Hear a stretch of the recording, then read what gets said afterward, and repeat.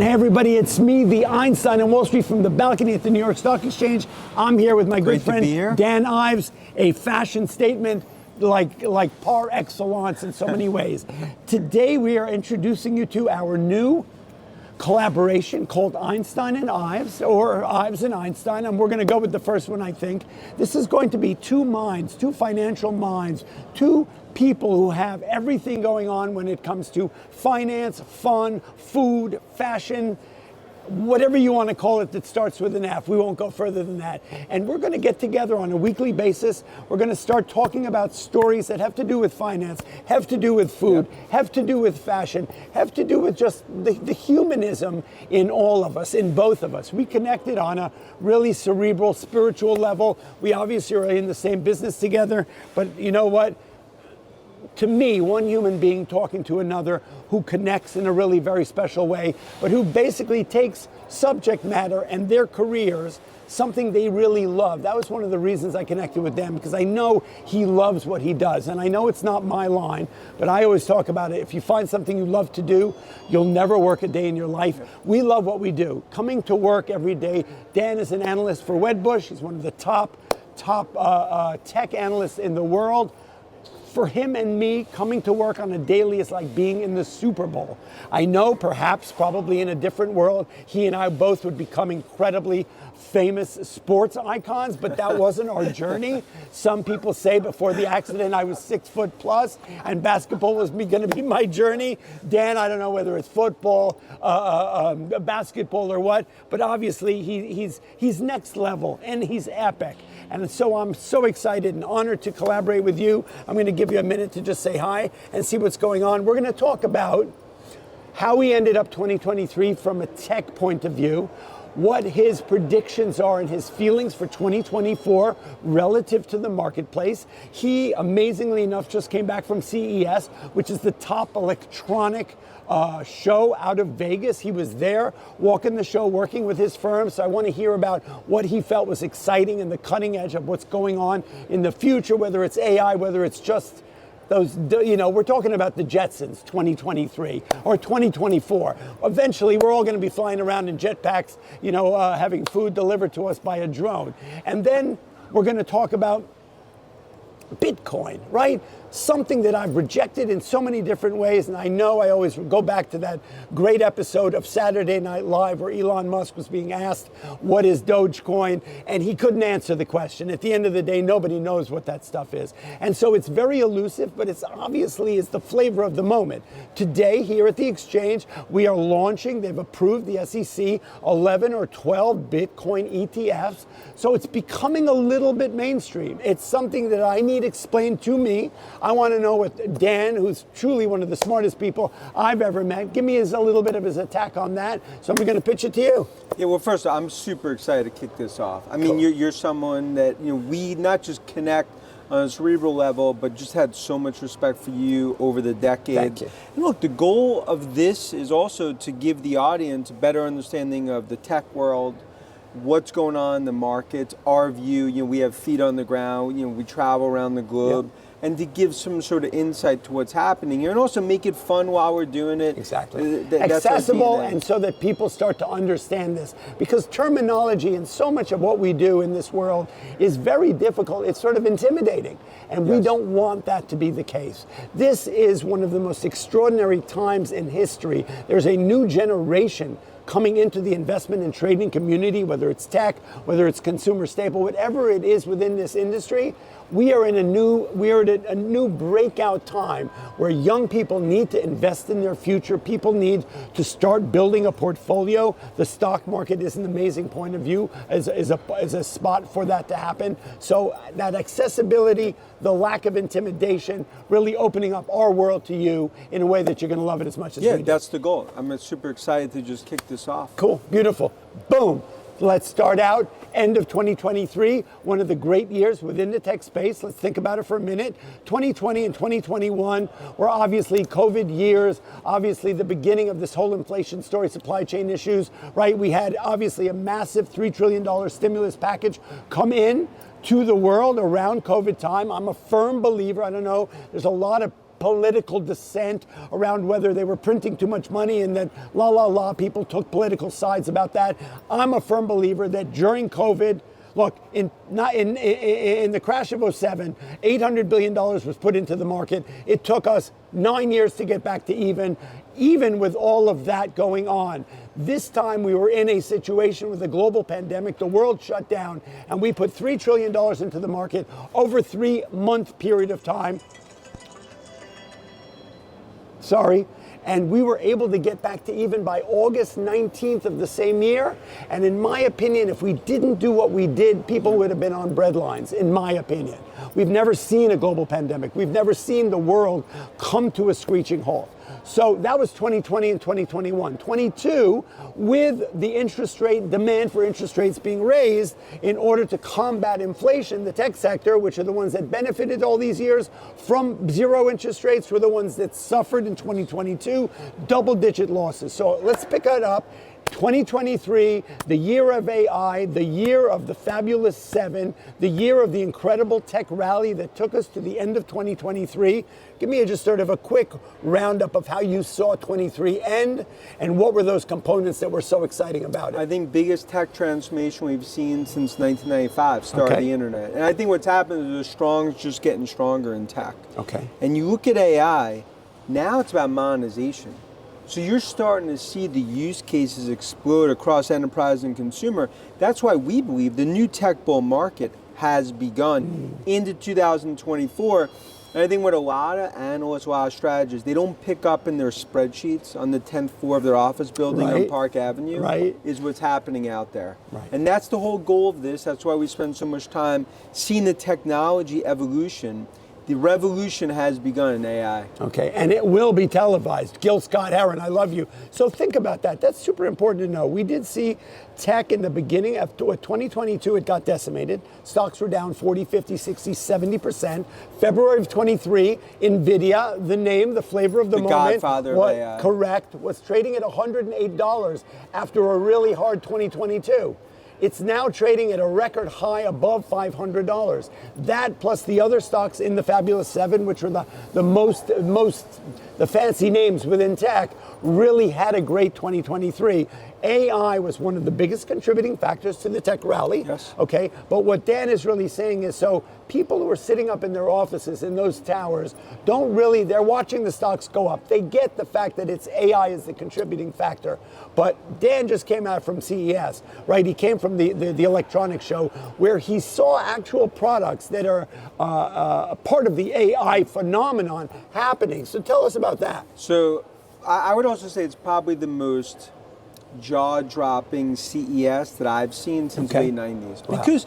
Because of the technology. You know, when you look at AI, the use cases that are starting to come across health, across automotive, the enterprise, are really, I think it's going to change and really become mainstream over the next 1-2 years. But there's things like autonomous vehicles. We believe so autonomous ultimately is driving where it's driving itself. And we talk about getting to level 4 and ultimately level 5 autonomous. When you think about AI, probably the best AI play over the long term is FSD, full self-driving. Okay. There were cars introduced, specifically some of the Chinese Xpeng. It's a flying car. So by 2028, you will have flying cars. That's 4 years away. 4 years. We're not talking 4. We're talking 4 years away. I believe at one point the Ives Einstein, this podcast, we might be doing from a flying car. We may be doing it from a flying car. Think about how incredible that is. Look, I grew up in the 70s. Okay, I think Dan's a bit younger than me, but we had a TV show back then called The Jetsons. It was a cartoon. It was an animated show about a family that had they had all robots. All of their food was being delivered on conveyor belts. Things would just pop up. They wore Astro jetpacks where they would fly around to work. He would take his son to school in this incredible flying saucer. He would hit a button. The kid was ejected out and ended up flying into the classroom. For us growing up then, it was like, this is the farthest thing from our mind. It seemed incredibly exciting and fun. All the automation of life, right? Whether it's the food you eat, whether it's the transportation you use, whether it's flying from here to there, whether it's cars or whatever it is, that electrification of our lives Who ever thought, first of all, it would ever happen? Who then would have ever thought that it would happen as fast as it's happening?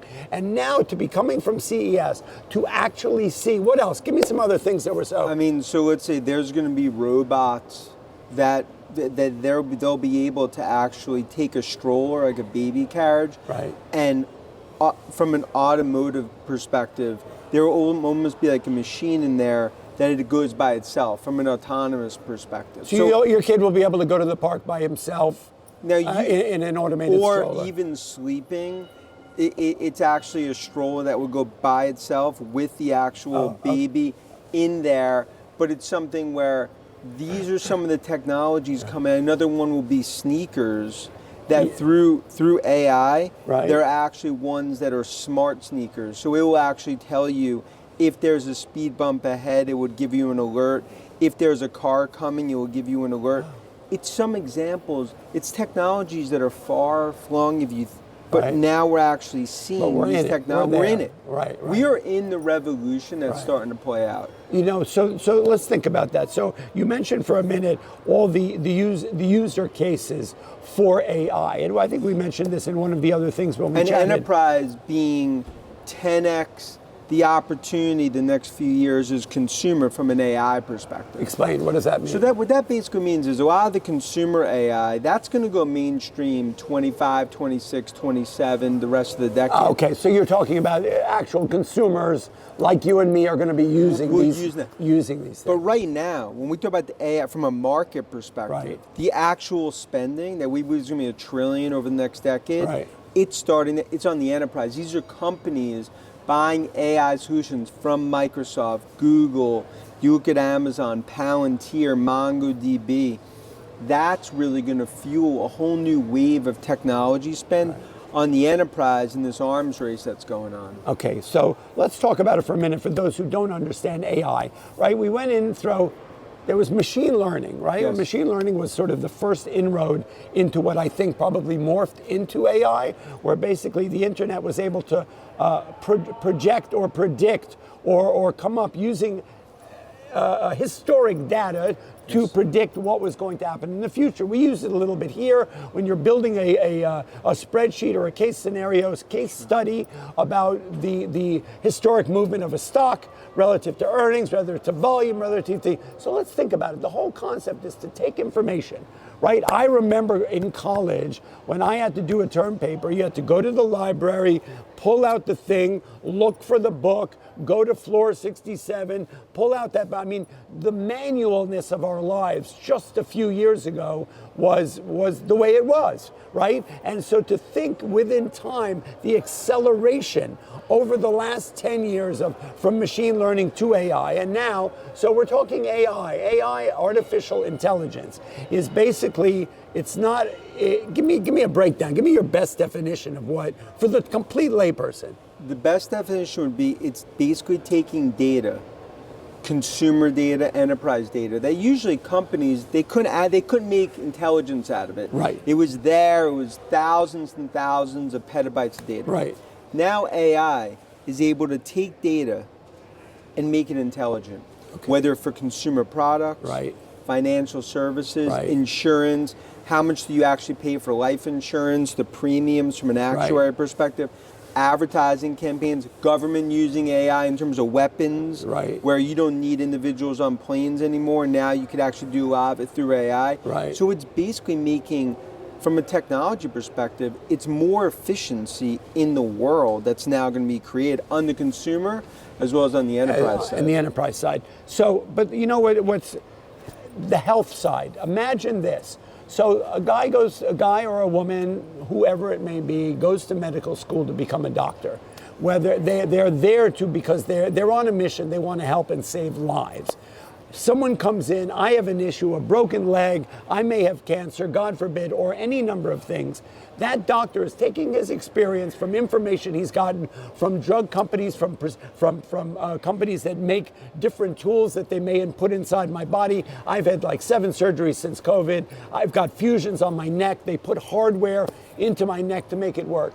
So think about that doctor now is able to have access to information from every single case study in the world of cancer in the specific cancer I had in the world before they step in that operating room, before they sit down and make a plan of strategy to try and treat or cure me. And even in the process, as they're treating a patient, there's going to be technology as the operations are happening, as the procedures are constant happening. Constant update, alert, AI technology, things that maybe before a doctor couldn't see, and now through AI, there could be some alert system about something else happening. Right. So that's why AI, if you talk to anyone in the healthcare field, hospitals, CIOs from financial service, it is right now. We believe it's going to be 8 to 10% of budgets, IT budgets this year, from less than 1% in 2023. So what it offers us is an incredible, efficient level of living, learning, and treating issues, whether it's within driving a car. Think about it. So I know even a number of years ago, they started using robots to orthoscopic surgery, started doing surgeries without eyes, being able to do it, whether it was a prostate cancer, whether it was any number of things. I mean, already going back a number of years. So AI is here to stay. AI is an amazing opportunity for the future. Dan said that the dollar spent on this for new procedures, information apparatuses, or whatever it may be, is going to be all eyes on. And I'll even give you an example. We talk about $1 trillion spent next decade. 3-4 years from now, I could literally be at home and have an image of myself right here next to you. Right. And I could be speaking through AI technology, and it could be on camera. Right. So even from a content perspective, how the studios are going to use this, you look in terms of big tech, how they're going to play this. Right. The technology is going to give endless possibilities of how it could be monetized. Endless possibilities. That's going to be the cutting edge. So that brings me to the question. We are still human beings. There are obviously jobs, whether it's in advertising or marketing, whether it's in tech, whether it's in healthcare, whether it's in finance or whatnot. Are we as human beings going to be outsourced by AI? More jobs are going to be created by AI in the next 3 to 5 years. Then are going to be lost. So now I'm not saying on the tail end, could there be facets of the employment that ultimately maybe go away? Right. Yes, but then other areas are going to come up. So I'm not one of those conspiracy believers. AI, it's going to ruin the world. We're going to take over some sort of sci-fi movie. And the reality is engineers, developers, market, financial services. It's actually going to create a lot more jobs in the next 3 to 4 years. Then we'll be lost.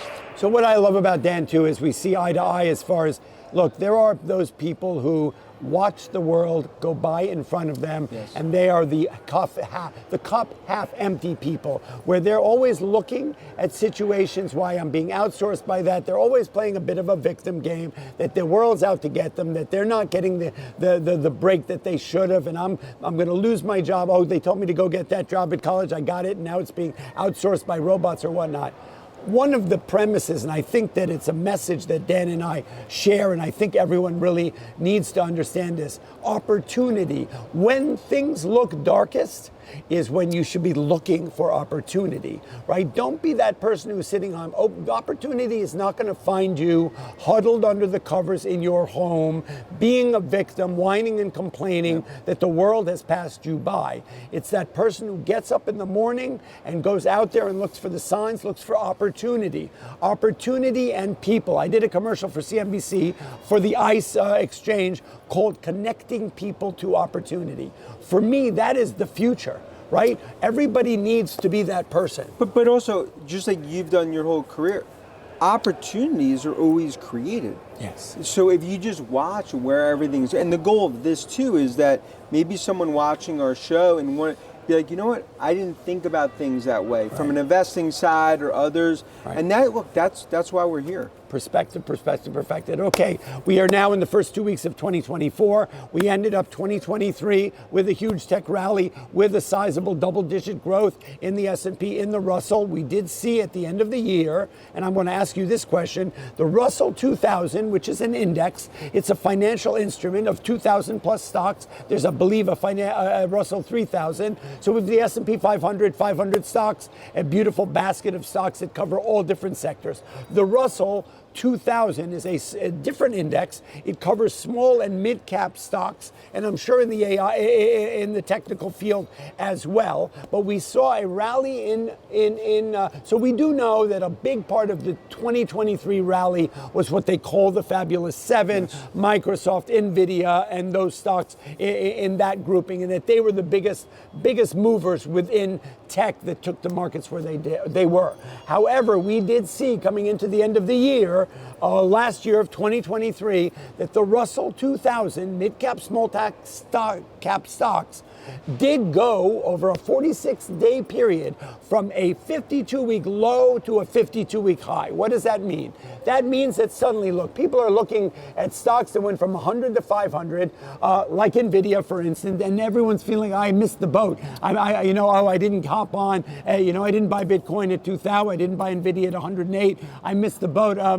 And that whiny victim mode again. At the end of the day, people started looking at mid-cap and small-cap companies. They needed to grow their portfolio. They needed to, so the breadth of the rally that we saw coming into the end of the year was a really good proof that money was being put to work, that the breadth of the rally was significant, that we were not looking at 7 stocks that took the market where it was, and if people stop buying that, then the whole market's going to fall and it's a bubble. Are there stocks within the Russell that are in tech that you look at as attractive? Look, smaller cap and mid cap. And I think the story this year in 24, the year of AI, it's not just going to be the Magnificent Seven. We do believe Magnificent Seven are up 30% this year. Right. Mid cap could outperform, and there's names like Palantir, MongoDB, Snowflake. Look at names across cybersecurity, CyberArk, among others. Right. I actually think the growth names in software and chips, it's going to be a golden age this year. Okay. So I think there still is opportunity. I think, and also sentiment right now, still extremely bearish, massive amounts of money on the sideline. Right. Haters are continuing to hate. Yeah. That creates the opportunities across tech. Right. Okay. So that's super exciting. So what do you see 2024? What are going to be the movers? What are going to be the shakers? What do you see where the opportunity lies besides what you just mentioned for 2024? Well, I think cybersecurity is going to be a huge area. And what's the catalyst for that? And cybersecurity, as more data moves to the cloud, you need to protect that data. There's still less than 50% of workloads that are on the cloud. Okay, so as more shifts to the cloud through Microsoft, through Google, through Amazon. Okay, sorry to interrupt, but people need to understand, I think of cybersecurity in a more physical way, but think about that. So we've got all this information we just talked about. Data's here, right. Moves to the cloud. Moves to the cloud, okay, and how do you protect that? So it's on the cloud. Peter accesses the data on the cloud. Right. Those companies need to make sure that when Peter accesses data on the cloud, it's protected. Correct.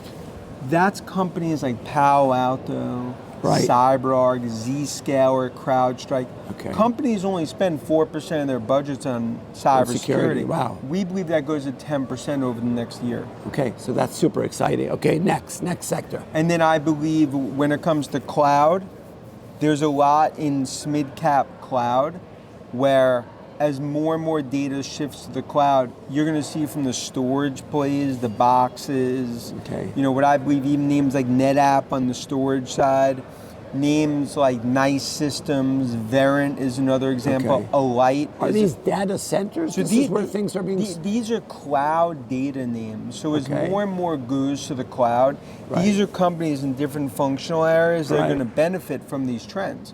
So I actually think mid-cap, small mid-cap, cloud and cybersecurity. Small mid-cap, I love it. Are going to be massive outperformers this year. Okay. That's unbelievable. That's super exciting. Okay, and what else? What's your? I mean, I want to know a little more about you. What do you see for you, Dan, besides being part of this incredible podcast? And I don't want to call it a podcast. This is a community for opportunity, that's teaching exactly people. This is an education, right? So we're bringing you into our world. We want you to become part of the Einstein and Ives family. So what are you seeing for Dan the Man in 24? Look, for me, it's really hand-holding investors Okay. through what I view as the biggest tech revolution since 1995. Okay. And then personally, it's, look, a lot of travel, going around the globe. I enjoy meeting new people, always trying to pick up some new sneakers, some new gear. Fashion, we'll dip into fashion later, we'll dip yeah. into fashion. And, but ultimately, like you said, it's an exciting time this year in terms of the technology. So when I look at 24, I view it as kind of a new age to sort of see the new technologies and the new trends that ultimately really stepping stone. So describe to me about, you've taken a couple of trips. I do want to get into, let's go to the CES for a minute. So CES is the electronics show. There are a number of them. There's South by Southwest, and there's that happens in Vegas. Basically, companies that are going to be the new cutting edge for the future as far as tech goes and consumer electronics. What do you see there that just, besides the flying car, what else got your juices flowing? I mean, a lot of robotics. Okay. I do believe robotics to the next level. No, it's not like. And I think you're going to see over the coming years, one of every 5, one of every 10 households are going to have some sort of robot, whether it's to clean, to help cook. I think robotics is starting to get to the point where the cost is coming down. And the use cases are starting to become more mainstream. I mean, on television, I think one of the most unbelievable things that I've seen is that there's going to be new technology that comes out even over the next 6-9 months where the image of this, what you're watching on the screen will be there, but the actual screen disappears. So you could see through. So you're in it. So I could see you through the TV. I could see what's on TV. You're right. But behind it, there's no TV. There's no TV because the screen actually disappears. So it's kind of like virtual viewing in a way. You're in it, right? And that's something that we're going to see. I think the other thing is that over the next 12 to 18 months to Apple Vision Pro, you're going to have the ability to watch a game, and with Vision Pro, there will be different cameras that you could choose as you're watching a game, not to watch it from whatever's being shown on TV, but based on the cameras that are at the field, you could tap into those cameras and you could watch the games. From seat 27B. That's exactly it. How cool is that? Yeah, that'd be And they'll be on the floor, in the end zone, stuff like that. You know what? So look, it's funny, as our lives get inundated by all this technology and whatnot, and I still don't own a computer. Technology kind of scares me. I'm clearly challenged when it comes to tech. But you're a good texter. I'm a good texter, and I can actually navigate my iPhone pretty well, but actually computers and stuff like that, I'm really not good with. But what I'm seeing is I have 2 children, a 30-year-old son, 26-year-old daughter. And so and I do have a huge social media following, so I am surrounding myself with youth and the mental capacity and excitement of youth, and I find that super exciting. But what I'm seeing is, when we were talking about holiday presents with the kids, and I was saying, what do you need? Do you need more stuff? I often talk about this. We are this consumer generation, probably the biggest in the world, where we want what we want when we want it now. I order something on Instagram, I'll actually pay more to have it delivered in 11 hours than it costs for the item itself, just because it's that immediate gratification thing. But what everybody said to me was that what seems to be cool and hip as we stray into this vortex of technology is the experiential gift.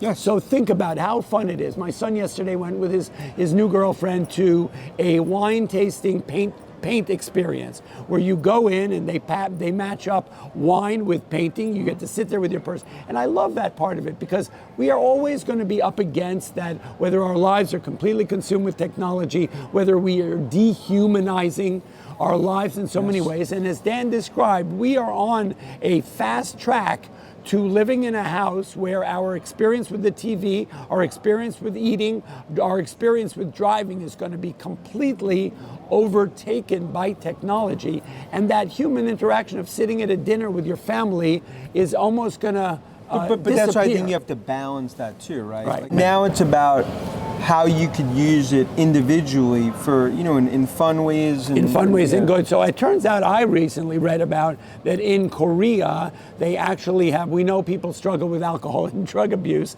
and there are obviously programs in recovery for all those different vices that we tend to have, that there are programs within some of the countries in the Far East where people are having to detach themselves from technology, and that it is a huge challenge. Think about it. I think we are growing. One of the things that's another challenge is that we're growing a generation of people who have never lived. We are now, I think it's the first Gen Z, Gen X, whatever they're calling this generation, who never lived before.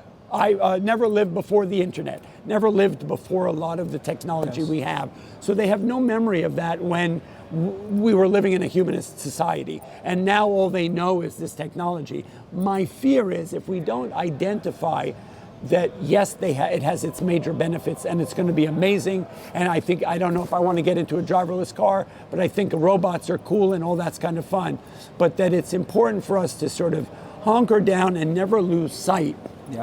One of the things why we're doing what we're doing is never lose the sight of one human being with another, relating to each other about what you can teach me, about your experience, strength, and hope in that way. And you learn everything, and you learn from your failures too, right? I mean, I think more than your successes. Failures is how you learn the most. Correct, and now you bring up another great point, is because people are portraying themselves on social media in a way that may not particularly be 100% honest.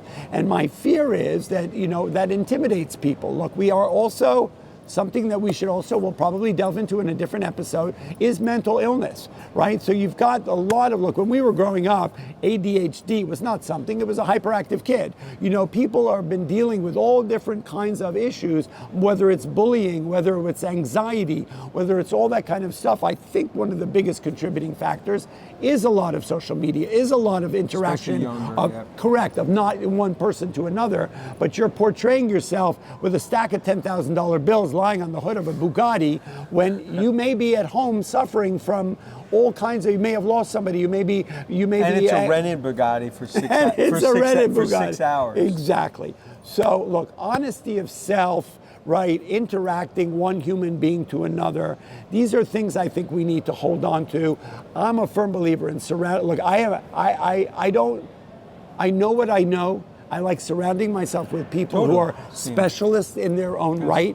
I think you need to surround yourself. Somebody once told me, get rid of everyone you know that makes less than $50,000 and surround yourself by people who are not only but profitable, but people who have a vision for the future to empower you. The 50,000 thing is a little bit cold. I don't really go for that, but I think it's important for us to surround ourselves with people who are not envious or jealous of us, who have our best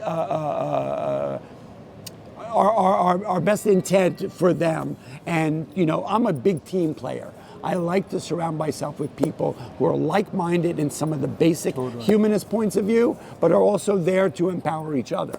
No, and I couldn't agree more. I mean, and I think you learn from others.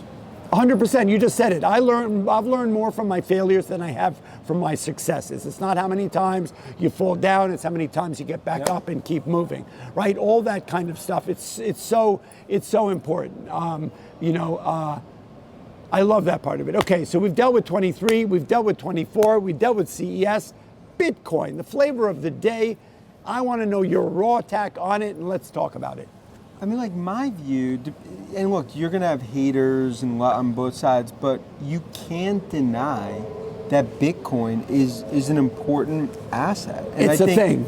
And I think the ETFs just further I think it expands the reach of Bitcoin. Okay. Those that invest in it. Right.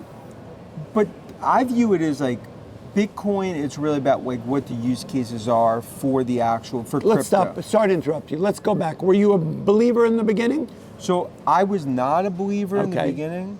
And I'm someone that over the years went from a non-believer to a semi-believer. Now, I'm not a core Bitcoin bull. Right.